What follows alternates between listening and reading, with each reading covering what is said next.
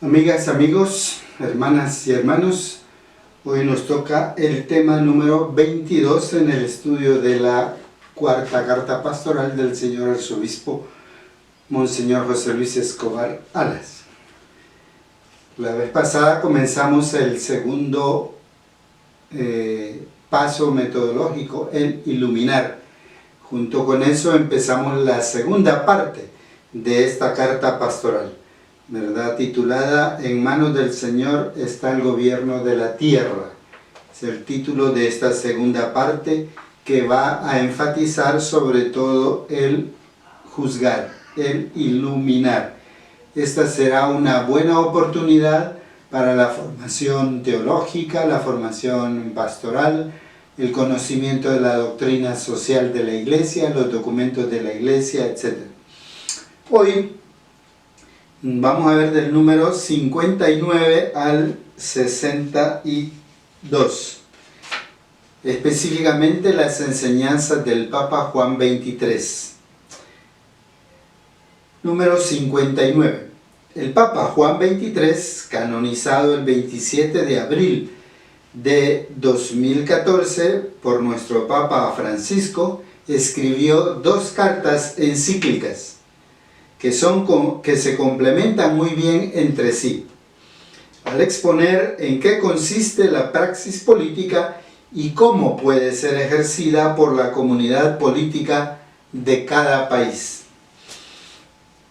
Se trata de la encíclica Mater et Magistra, firmada el 15 de mayo de 1961, y la encíclica Pacem in Terris, firmada el 11 de abril de 1963, antes del Concilio Vaticano II, ambas.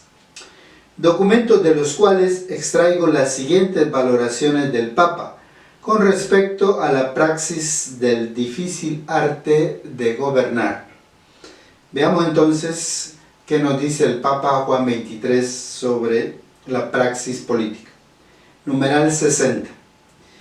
En primer lugar, el Papa Juan XXIII definió el término autoridad como la, abrimos comillas, facultad de mandar según la recta razón que posee una fuerza obligatoria que procede del orden moral, que tiene a Dios como primer principio y último fin.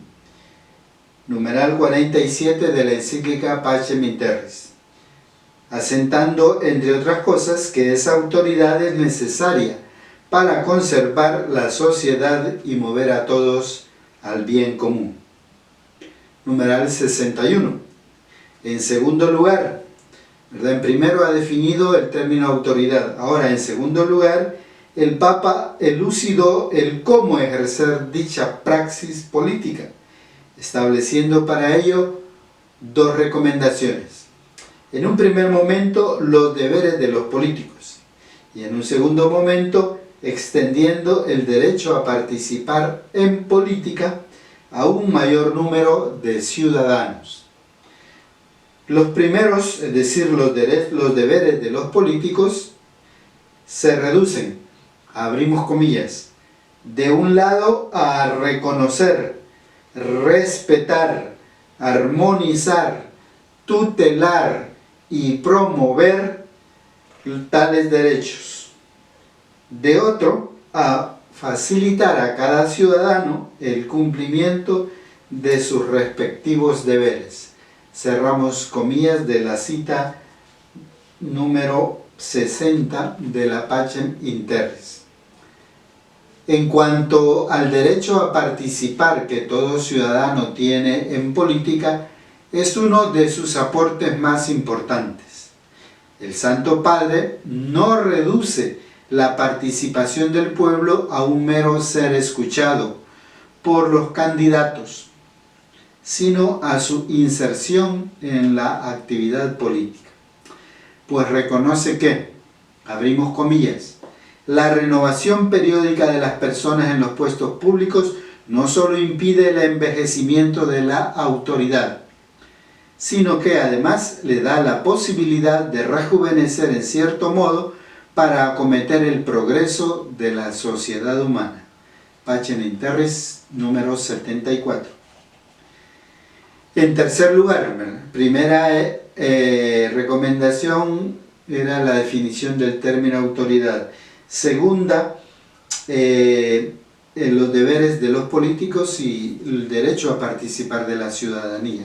Y en tercer lugar ahora el Papa Juan XXIII recomienda a los poderes públicos tomar acciones apropiadas en lo económico, influencia de lo político en lo económico.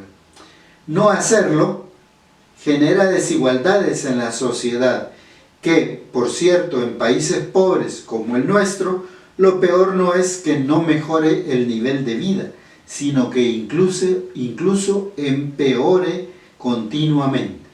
Esta es una cita de Mater et Magistra, número 187. Empeora porque, primero, lo político no exige al campo económico el cumplimiento de sus deberes y compromiso o función social. Segundo, la población usualmente es testigo de un desarrollo en los sistemas económicos, pero a la vez de un estancamiento en los servicios esenciales como el agua, la vivienda, asistencia sanitaria, medios que faciliten la profesión de la fe religiosa y finalmente auxilios para el descanso del espíritu. Pacem in Terris, número 64. Otras áreas descuidadas serían las pensiones, o bien la inversión en construcción de carreteras, transportes, etc. En términos actuales nos referiríamos también a la evasión fiscal perpetuada por años en este país. Claro, evasión por parte de los dueños del capital. El pobre, como sea, siempre es obligado a pagar.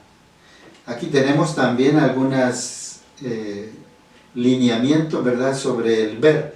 Estamos en el iluminar, pero al mismo tiempo hay algunas puntadas sobre la situación de la praxis política que vivimos en nuestro país.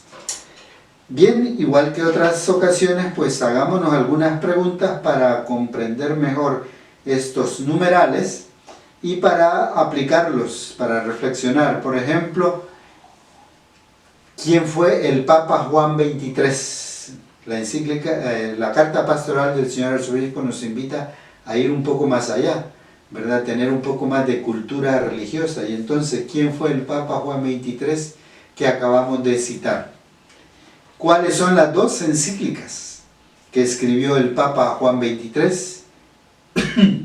¿En qué fecha lo hizo? ¿Con qué ocasión? ¿Cuál es su temática? Leamos la carta pastoral e investiguemos un poco más. Hoy es fácil investigar. Como definió el Papa Juan XXIII el término autoridad, ¿qué se concluye de ahí? Tal como vimos en el número 60. ¿Cuáles son las dos recomendaciones que da Juan XXIII para ejercer la praxis política? Que acabamos de leer en el numeral 61. ¿Cuáles son los deberes de los políticos? Existe